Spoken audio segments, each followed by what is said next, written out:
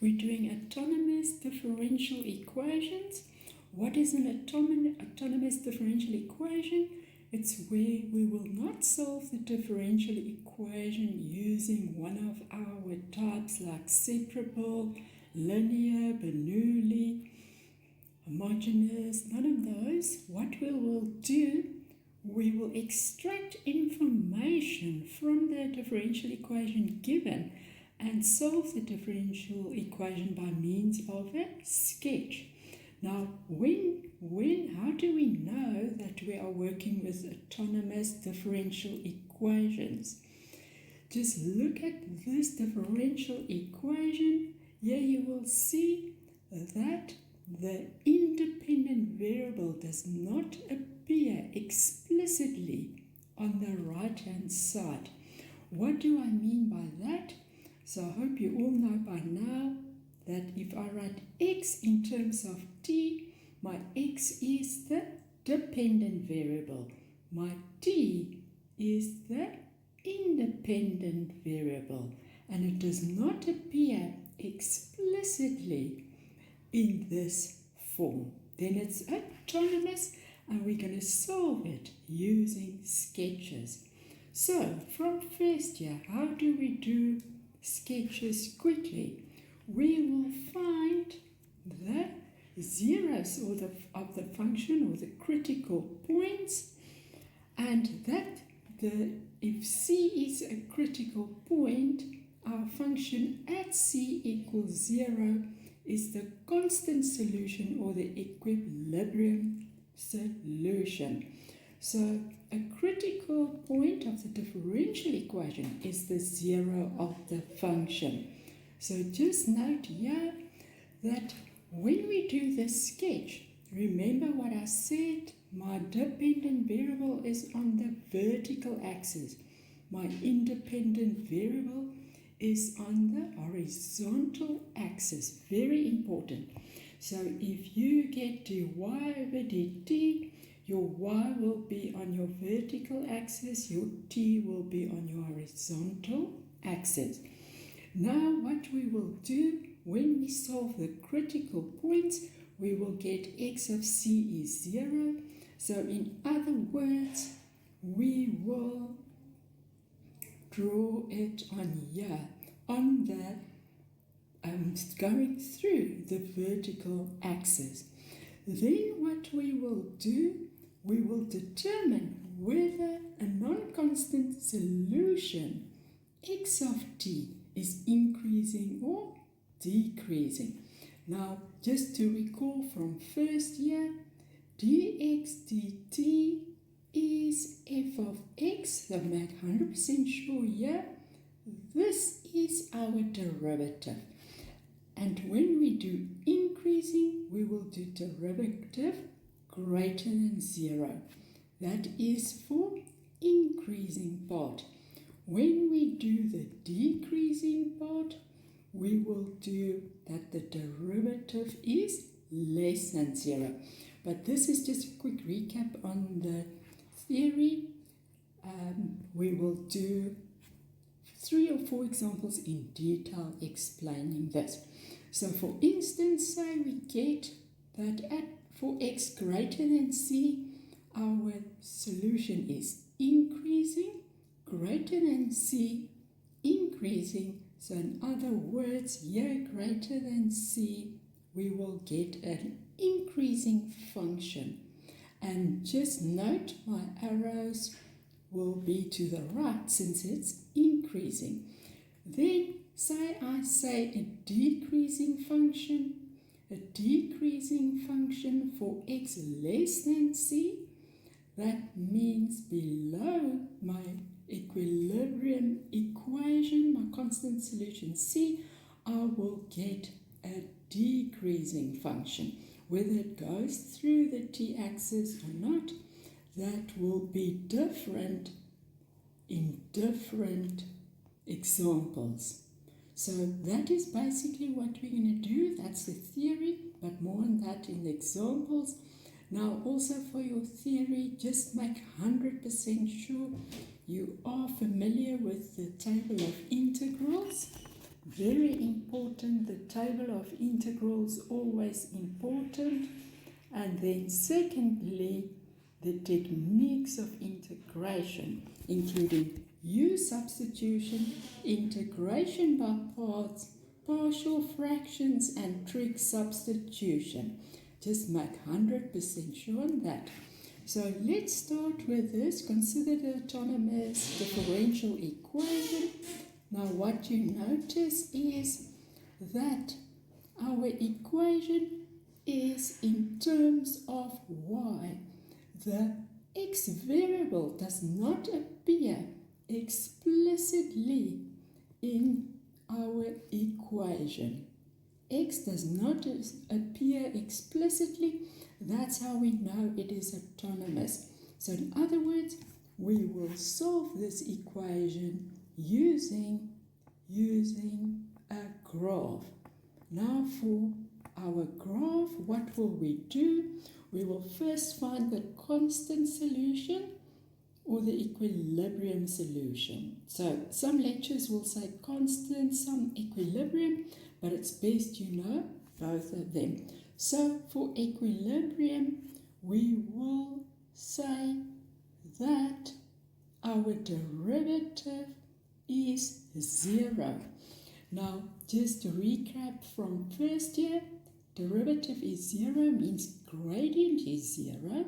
If the gradient is 0, we get a horizontal line. That is from the very basics in first year.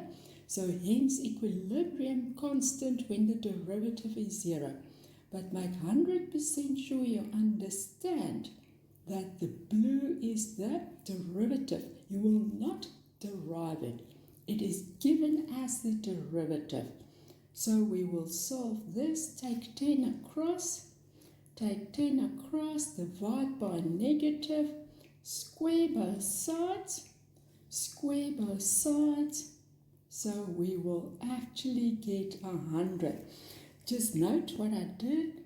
Remember, for all your maths, that the y squared, square rooted, or square root y squared is always the absolute value of y. Now, it is also advisable to look at your domain of your f of y. So again, I'm looking at the domain of my f of y. What do I see? That y must be greater than equal to 0. Hence, I can go back here and just use 100 because of my domain. So often students make the mistake by saying if they have square root y, to just say the domain is greater than 0, but remember it's equal since you can have the square root of 0. So that is the first part in my solution towards getting my graph. I know that my constant solution will be y equal to 100. So my constant solution will be y equal to 100. So just now when I am going to sketch my graph, so let's just do this.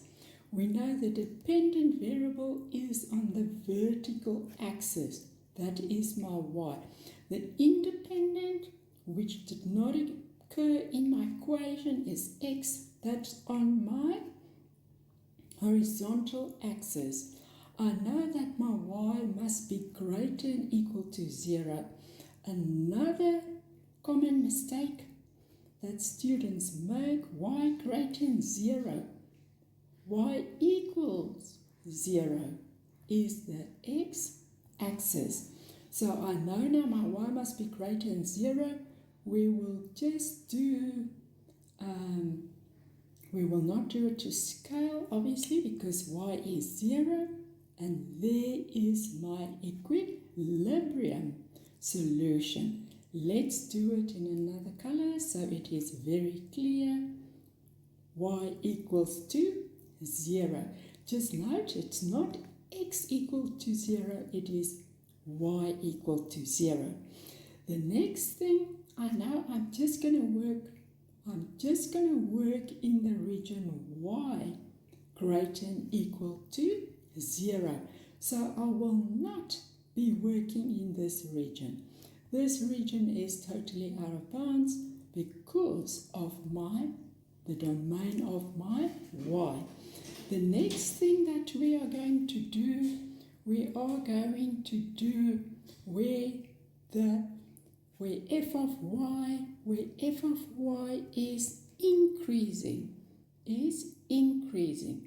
Increasing is when dy dx, which is fy, is greater than 0. In this case, we will have 10 minus root y greater than 0 minus root y greater than minus 10. So root y less than 10. A common pitfall students forget that when they divide by negative, they must change the sign. Now we can see that y is less than 100 because I squared both sides. So y less than 100, I will get, very important, less than 100, I will get an increasing function. An increasing function less than 100. So what will happen? You will get an increasing function less than 100. And just remember, this will be direction because it is increasing. Just remember, you can get y equal to 0, which is the x-axis. You can get that later on. Now, when we know now that if y is less than 0, we have an increasing function. On the other hand, we know that fy will be decreasing when dy over dx is greater than 0, decreasing. So we'll do that in a different color, decreasing greater than 0. So we will have something like that, and just check the direction. So the only thing we have to look at, is there any initial condition? Now in some sums they will tell us y at x is our y value, so we'll have an initial condition, but it wasn't in this case, so that is our graph. This is quite a basic one. Let's do another example.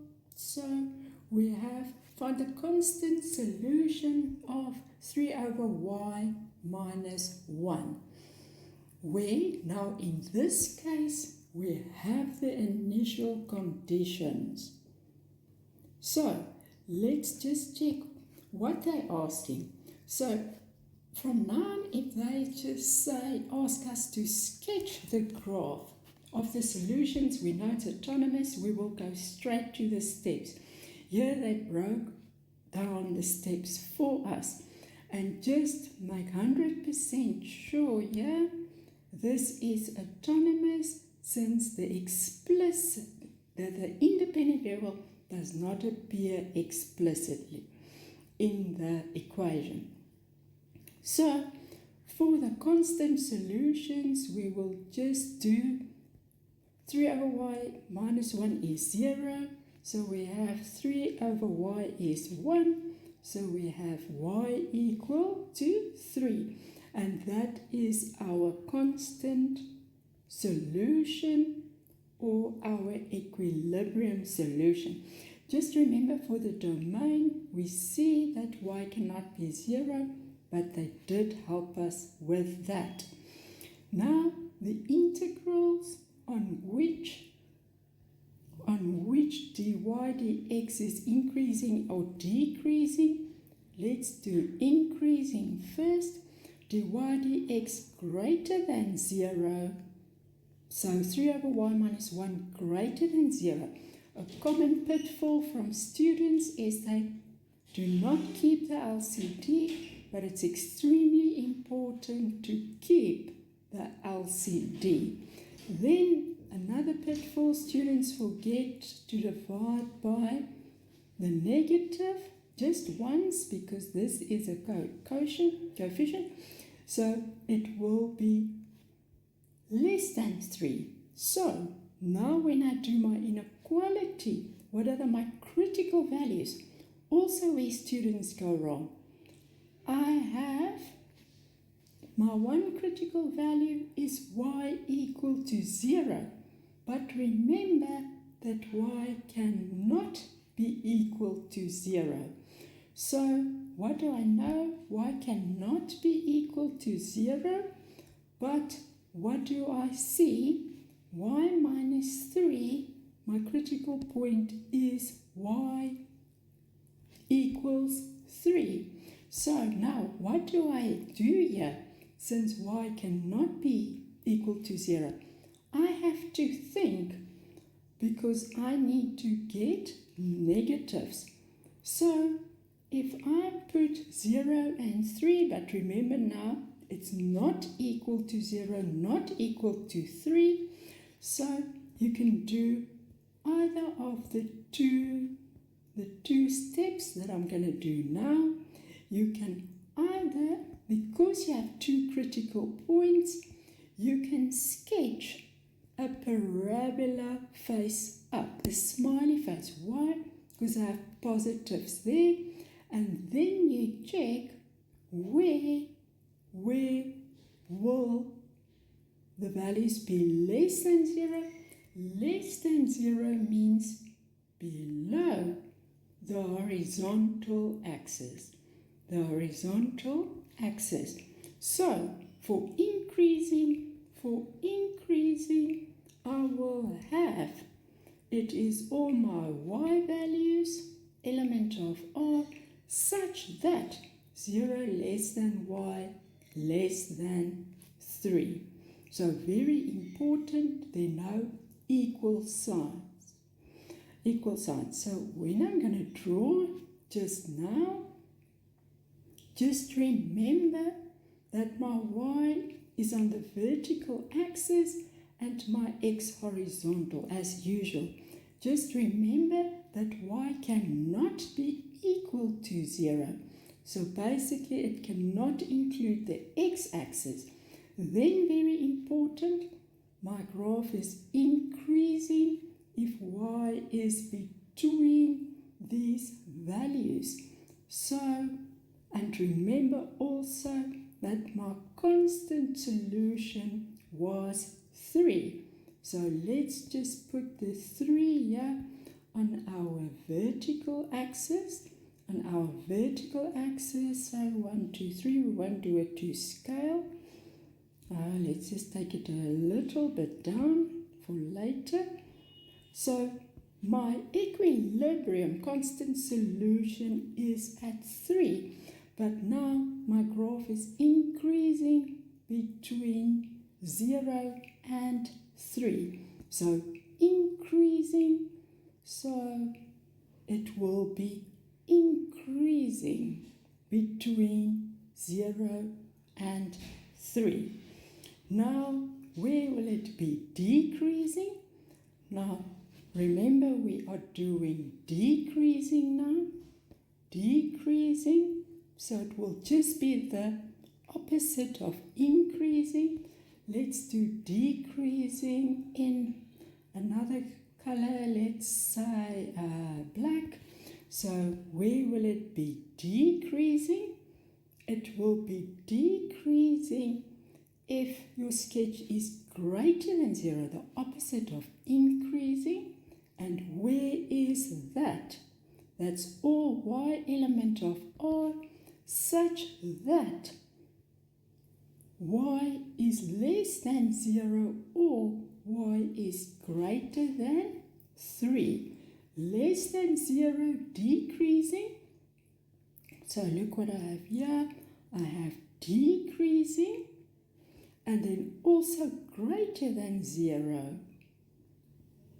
decreasing. So, but what do I still need to add? I still need to add that let's just use the orange here. I still have to add that my y of 0 is 2. Or let's just use something else there that we haven't used, since it is your y of 0 is 2, your initial conditions. Y at 0 is 2. So that's how we know the graph is going to go through the 2 on the y-axis. And there we have the solution for that problem. Now the next one, sketch the graph of the initial value problem. Now you know again you have dy. Since you're not given the other variable, you can say just dx is y minus y squared minus 3y plus 10. So step 1, you know immediately it's autonomous. Why autonomous? The independent variable does not appear explicitly in my equation. Now I can see what is my domain of fy. Since it's a polynomial, it is all real values. My second step, I'm going to do my constant solutions, constant or equilibrium solutions.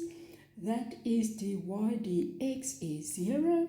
So I have negative y squared minus 3y plus 10 is 0. Remember to divide through by the negative. And now it's just normal factorization, which we will not even go over since it is grade 9. So my y is negative 5, or my y is 2.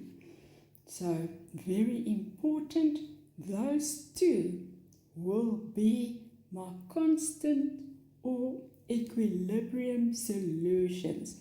So just now when I'm going to sketch it, I will have y on my vertical axis, x on my horizontal as usual. I have y equals 2, so there's my one equilibrium, and I have y equals negative 5, which is my second equilibrium equation or constant solution. So that is very important. So what do we do next? We will check where dy dx, my curve, will be increasing. In other words, greater than 0. Increasing when? Start from the original. Students often make the mistake not to start at the original when they do inequalities. Do not start from the simplified form. Start from the original. I divide through by a negative. Why do I divide through by a negative? Later on, it's better to have your smiley face, your concave up when you do your graph. Now the critical points, we know that it will be, so this is just to get the critical points, which we already gotten here. So it is y equals negative 5 or y equals 2. But now, so be careful here, common pitfall, it's equal to 0 since we are finding the critical points, but now we go back to the less than because we're doing increasing. Remember that when I divided by negative, the sign swap. So now I do my timeline, negative 5, 2. I draw my parabola. So, but not including negative 5 and 2. So where is my graph below the x-axis? Remember, less than means below. So where is my graph increasing? Increasing will be for all values of y element of r such that negative 5 less than y less than 2. And remember, we don't have a problem here since our values of y can take on any real values, no restriction. And let's just maybe do also just fill in for now quickly the initial condition. The initial condition is y of 0 is 10. So y of 0, 10, up here, just remember I'm not doing to scale. Just remember it is not, my graph is not to scale.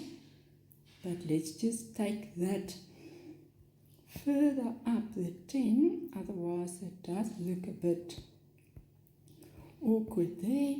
So let's just take it up. So say 10 is here, 2 is there. So y of 0 is 10. So y of 0 is 10. So hence that dot there. So I've used that now. Now let's look at decreasing. So my graph, or let's just first sketch the increasing between minus 5 and 2. So I will have increasing. Increasing. Let's just do it not at an angle there. So increasing. So there goes my graph between minus 5 and 2. So where will my graph be decreasing? Let's quickly do decreasing. Will be just the opposite. So decreasing, let's write down our answer here. Decreasing will be all y element of reals such that, look at my blue from here, such that y is less than minus 5 or y greater than 2. Remember, it is an or since there is no intersection. Decreasing less than negative 5, so I will get this graph here. Decreasing greater than 2, I will get my graph here. And there I am done with that example. So, very important, we will do, I think we will leave this one maybe for a later stage. Just what you can definitely do, you can try these practice examples, number 1, 2, and 3. Just note what I'm asking here. Sketch the general solution curves in the regions in the xy plane determined by the graphs of the equilibrium solutions. So you'll see that they are all autonomous. Why? Because the independent variable x does not appear explicitly in your f of y. So they are all autonomous. Here they don't help you with the steps. So just remember when you do it, you're going to find the critical points. You're going to find the critical points to see what your constant solutions are. And it's also advisable to check the domain of fy. Then secondly, you are going to do where your fy is increasing and decreasing. So in other words, greater than 0 for increasing and less than 0 for decreasing. So in the next video, I will just show you quick solutions of these and then you can check your answers. And that is the end of our video on autonomous differential equation. The next video we will start on higher order homogeneous and non-homogeneous differential equations.